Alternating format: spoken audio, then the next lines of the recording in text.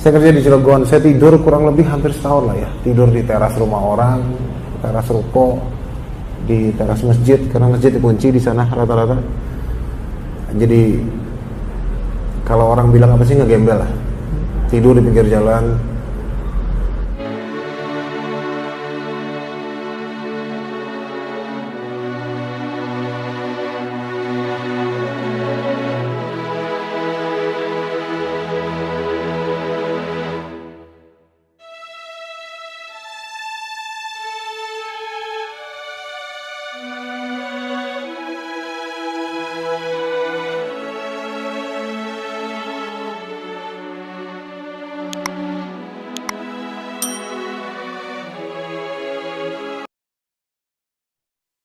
Assalamualaikum warahmatullahi wabarakatuh. Alhamdulillahilladzi an'amana bi ni'matil imani wal islam. Wa nusolli wa nusallimu ala khairil anam Sayyidina Muhammadin wa ala alihi wa sahbihi ajma'in. Amma ba'd. Selamat berjumpa kembali dengan kami Bersahadat Channel. Para pemirsa rahimakumullah, Allah subhanahu wa ta'ala berfirman, la yukallifullahu nafsan illa wus'aha. Artinya, Allah tidak membebani seseorang melainkan sesuai dengan kesanggupannya. Quran Surah Al-Baqarah ayat 286. Para pemirsa rahimakumullah, kita semua tentu kenal dengan almarhum Ustadz Stephen Indra Wibowo.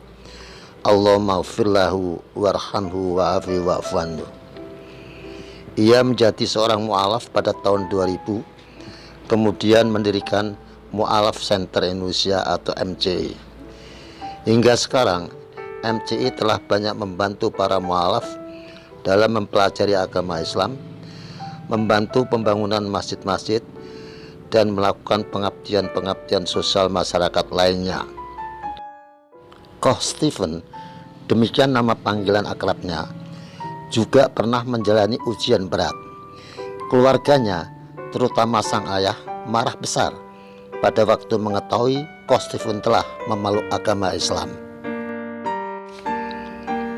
Ia harus meninggalkan rumah serta keluarganya dan hidup menggembel demi mempertahankan akidah. Pada waktu itu, Koh Stephen belum tahu banyak tentang ajaran agama Islam.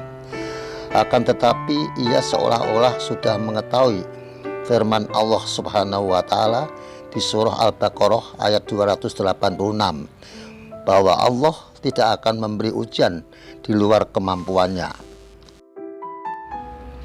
Seberat apapun ujian yang harus dialami, Koh Stephen bertekad tidak akan menyerah dan tetap pada keputusannya menjadi seorang muslim. Para pemirsa, marilah kita ikuti kisah tentang Koh Stephen ketika memutuskan menjadi seorang mu'alaf dan ujian berat yang telah ia taklukkan. Oke, saya perkenalkan diri saya. Namanya Stephen Indra Wibowo. Cuman hari ini saya udah pakai Indra Wibowo-nya saja. Saya salah satu karyawan swasta di dekat sini juga sebenarnya kantornya, di Wisma Metropolitan 2 di lantai 7. Saya lahir di Jakarta 35 tahun yang lalu, 14 Juli tahun 81. Saya lahir dari keluarga yang berbeda dari jemaah di sini. Keluarga saya pun keturunan yang minoritas di Indonesia. Saya dibesarkan oleh keluarga yang benar-benar bertolak belakang dari apa yang sudah kita alami mungkin dari masa kecil kita. Saya sekolah SD sampai SMP saya di Ambarawa. Di FIC itu semacam sekolah bruderan, jadi dia sebenarnya ke frateran sih, lebih ke arah frateran karena pendidikan dan sosial yang diajarkan. Lalu SMA saya di Don Bosco di Kelapa Gading. Lalu saya ngambil sekolah tinggi saya di Leiden, konsentrasi saya di Biblical Studies yang mulai 2010 fakultasnya ditutup karena banyak yang murtad lulus dari situ, jadi udah nggak diperluin sama mereka karena Bible Studies-nya ternyata dipindah. Setelah itu saya teruskan di Inggris untuk ngambil sosionya, lalu saya ditahbiskan di Roma selama 5 bulan lebih. 2 minggu saya tinggal di Saint Peter Basilica dulu di Roma, itu yang mungkin kalau kelihatan di TV sering lihat lah, untuk gerejanya itu. Saya di basement, hidup di situ 5 bulan lebih lah. Seminggu sekali keluar naik matahari biar nggak kuning. Lalu tugas saya pertama di sini di katedral, cuman saya tunduk di bawah paroki Jakarta Utara, jadi adanya di Stella Maris di Pluit gerejanya. Itu dulu pengalaman sebelum saya mengenal dan masuk Islam. Sebelum saya mengenal dan masuk Islam, jadi saya benar-benar nggak kenal Islam tadinya ya. Tahu orang Islam, ya tiap hari dengar azan kayak gitu-gitu tahu, cuman tidak mengenal Islam secara agamanya, jadi secara konteks Islam ya. Mungkin ya kalian juga kenal, mungkin punya teman-teman yang beragama lain. Cuma 2 ya agama ya, Islam non Islam, udah itu aja. Jadi non Islam apapun agamanya yang kalian tahu, mungkin tahu secara kulitnya, tidak tahu secara mendetail. Sama dulu saya tahu Islam, ya udah saya lihat orang sholat pakai peci, yang perempuan pakai jilbab, ya udah. Ketertarikan saya ke Islam itu sebenarnya bukan pada konteks apa ya. Jadi saya tinggal di asrama, saya tinggal di situ laki-laki semua, jadi jelas nggak punya pacar. Saya tinggal di perpustakaan yang semua bukunya tidak ada tendensius terhadap agama lain. Jadi jelas saya di situ saya cuma membaca semua buku-buku filsafat dalam agama Kristen. Saya lebih ke arah Katoliknya, jadi lebih kuat secara administrasi, secara keilmuan mereka lebih padat daripada Protestanis. Saya nggak tahu awalnya gimana, cuman saya mulai tertariknya itu bukan dari hal yang bersifat spiritual bahkan. Saya cuma melihat orang Islam itu tertib, dipanggil azan masuk semua. Ya, karena depannya Istiqlal, jadi setiap hari ngelihat ya, dipanggil azan masuk semua. Nanti setelah azan ya bubar di situ. Saya suka merhatiin karena itu di luar jam kegiatan ibadah kita, jadi jam istirahat. Jadi saya suka merhatiin di depan, kalau lagi di katedral pun, kalau lagi di Pluit saya juga sering liatin orang-orang ini kalau lagi azan pakai peci jalan ke masjid.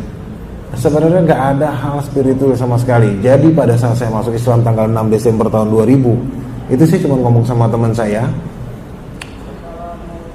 katedral belakangnya kantor pos ya, di situ tuh ada kayak koperasi kecil tuh, jualan teh botol apa segala macam. Anaknya dia mau nikah sama orang Pandeglang, mau pinjam mobil gereja, saya yang bawain, saya yang minjemin karena saya dekat. Saya sering mondar-mandir kantor pos lah, kirim-kiriman surat segala macam. Dulu nggak ada, jarang ya email ya, jadi saya masih sering kirim surat manual. Nah anaknya pinjam, yaudah nikah di Pandeglang. Bukan dia yang nonton saya sahadat bahkan di Baros, di tempat yang kita cuma stop dia buat sholat doang. Terus saya bilang ke dia, ya udah saya mau masuk Islam gimana kira-kira. Dia bilang ya kamu masih tugas di BJ gimana, ya, itu urusan saya lah. Cuman pada saat itu dia bilang, ya udah bisa nggak? Ya, dia bilang bisa.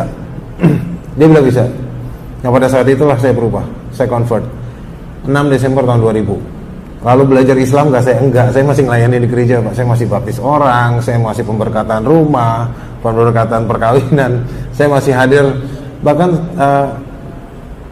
saya masih mengajar kelas katekis. Jadi kelas-kelas sebelum pernikahan. Kalau di sana tuh ada 6 bulan.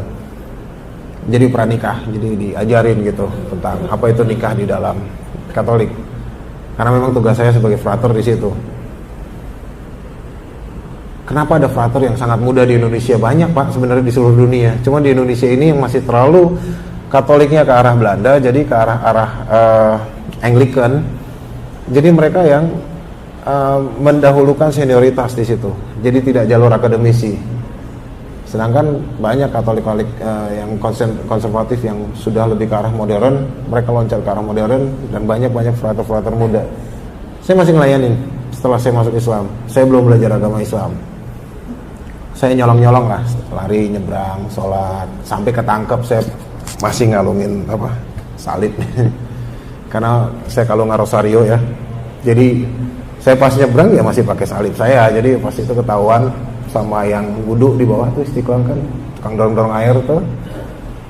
Pak, itunya dimasukin. Mati bisa nih. Saya pikir itu, ternyata enggak, dia bilang masukin, kalau enggak titip di tempat saya. Bapak mau belajar sholat kan? Itulah orang pertama yang ngajarin saya sholat, ngajarin wudhu, sholat apapun rakaatnya berapa kali, sampai bacaan-bacaan sholat.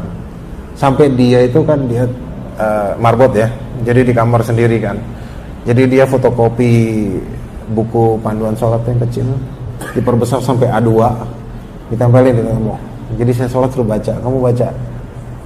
Saya nggak bisa bacain karena saya nggak bisa baca. Dia nggak lulus, dia nggak bisa baca lah. Saya nggak tahu lulusan apanya. Tapi dia tahu caranya di fotokopi, diperbesar, ditempel di tembok, sama ditempel di lantai di kamar dia. Jadi saya belajar sholat itu di situ. Baca, jadi sama dia. Gimana cara nunjukinnya? Pakai senter pak. Karena dia juga jaga malam, dia punya senter, jadi ditunjukin pakai senter. Jadi dia nggak kasih komando. Ini, habis itu ini, habis itu ini lagi. Gitu-gitu. Jadi saya tahu apa yang harus saya baca. Sampai situ baru saya akhirnya bisa ya, 2-3 bulan saya bisa. Oh ya ini bacaan sholat ya, ini bacaan sholat seperti ini. Kenapa sih harus pakai bahasa Arab? Dia yang jelasin. Kenapa sih Quran harus bahasa Arab? Dia juga jelasin. Sejarah segala macam. Dan di Istiqlal tuh banyak buku-buku menarik gitu yang nggak dibaca orang. Saya doain baca ya. Saya baca mulai buku-buku fikih. Itu buku-buku luar biasa ternyata. Itu yang bikin saya dulu kayaknya saya mau belajar lebih dalam deh. Tapi selepas itu 6 bulan kemudian ya, sekitar bulan Juni saya ngomong sama orang tua saya bahwa saya masuk Islam, dan akhirnya saya chaos di rumah. Ayah saya waktu itu masih, dan sampai sekarang, dulu lebih tinggi kedudukannya di PGI, Persekutuan Gereja-Gereja Indonesia, dan sampai sekarang masih ketua karena dia masih dianggap yang tua dan yang membesarkan PGI. Jadi dia nggak bisa begitu saja dikeluarkan. Itu kayak gitu kan, jabatan sampai mati lah di situ. Dia marah besar waktu itu. Saya diusir, saya disisain tanda nih. Ya rata-rata mualaf punya tanda lah dari orang tuanya yang mengalami kekerasan secara fisik. Saya diusir. Saya keluar dari Jakarta waktu itu. Berhenti kerja. Saya tinggal ngikut truk, tinggal di Cilegon. Saya tinggal di Cilegon, saya 2 bulan di Cilegon, terus saya pindah ke Serang karena saya mungkin gak kuat kali ya. Terus pindah ke Serang. Cilegon saya kerja di dekat Pelabuhan Merak, ada pasar Merak situ. Saya bantuin orang ngangkat barang, dapat goceng. Tiap pagi nyuci piring, restoran Padang 1, warteg 1, cuciin beras, masakin beras segala macam, dapat nasi bungkus 1. Ini buat siang, ini buat sore. Dah. Tiap hari seperti itu. Pakaian nempel di badan 4 hari sekali, 3 hari sekali lah, baru saya pikiran untuk mau mandi gimana. Sampai akhirnya dapat baju. Saya masih punya tuh baju TKBM, tenaga kerja bongkar muat. Saya simpan di rumah, masih ada. Itu baju kedua saya setelah yang saya pakai, karena saya kerja di Pelabuhan Feri juga waktu itu. Ke Serang itu nggak dapat jawaban saya, malah dapat teman yang malah ngajakin saya hal yang aneh-aneh lah. Yang akhirnya belakangan saya tahu dia bukan dari Islam yang benar. Ya, akhirnya saya coba balik lagi ke Cilegon, karena gimana juga di situ, walaupun sulit tapi masih lebih bisa makan daripada di Serang numpang hidup sama orang, tapi malah nggak benar hidup. Saya kerja di Cilegon, saya tidur kurang lebih hampir setahun lah ya, tidur di teras rumah orang, teras ruko, di teras masjid, karena masjid dikunci di sana rata-rata. Jadi kalau orang bilang apa sih, ngegembel lah, tidur di pinggir jalan. Saya tertantang waktu itu, apa harus sebegini sulitnya setelah saya masuk Islam? Coba uji saya sampai lebih dari ini. Saya pengen tahu batas kemampuan saya. Waktu itu saya ini tingkat iman kali ya. Tingkat iman saya adalah untuk menguji Tuhan saya. Saya orang filsafat agak aneh-aneh ya. Filsafat Islam juga banyak yang aneh-aneh. Tapi waktu itu saya benar-benar saya mau uji sejauh mana saya bisa bertahan. Saya masih ingat saya ikut ngecor pasar di Cilegon itu. Saya masih ingat ngecor mereka punya pasar. Hari itu akhirnya saya dipakein baju yang tenaga kebersihan pasar kali ya, itu namanya. Para pemirsa, Allah Subhanahu wa Ta'ala berfirman, "Fa inna ma'al usri yusron, inna ma'al usri yusra." Artinya, maka sesungguhnya bersama kesulitan ada kemudahan. Sesungguhnya bersama kesulitan ada kemudahan. Quran Surah Al-Insyirah ayat 5-6. Kehidupan menggembel Coach Stephen berakhir dan memulai hidup secara layak setelah Allah mendatangkan kemudahan yang tidak diduga sebelumnya, yaitu berupa keterlibatannya dalam transaksi jual beli ayam.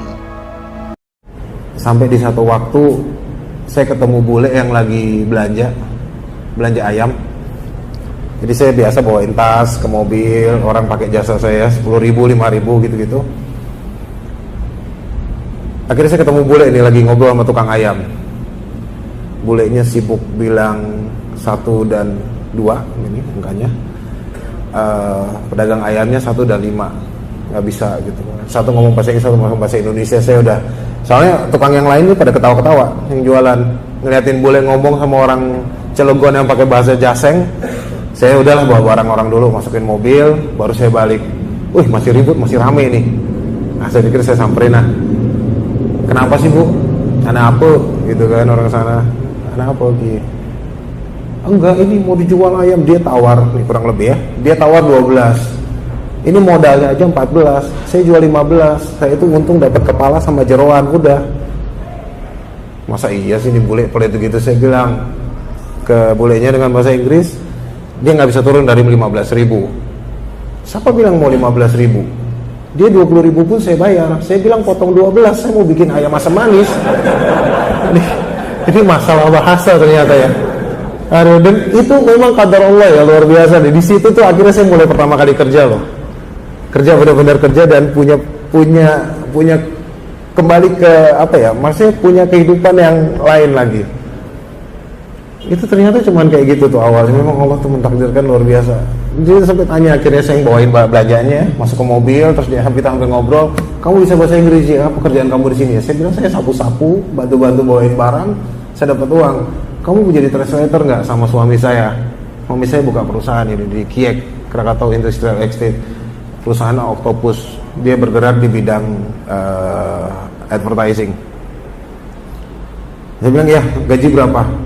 Enggak, saya gaji berapa aja, yang penting saya bisa makan, bisa tidur. Singkat cerita, saya akhirnya kerja sama dia dan akhirnya disekolahin sama dia pertama kali. Dikuliahin. Saya bisa kuliah, dia yang bayar. Dan umroh pertama kali saya juga dibayarin sama dia tahun 2003. Dan 2003 itulah umroh pertama saya untuk akhirnya saya membuka mualaf center di Indonesia. Terima kasih telah berkenan menyaksikan video ini. Hadanallahu wa iyyakum ajma'in. Wassalamualaikum warahmatullahi wabarakatuh.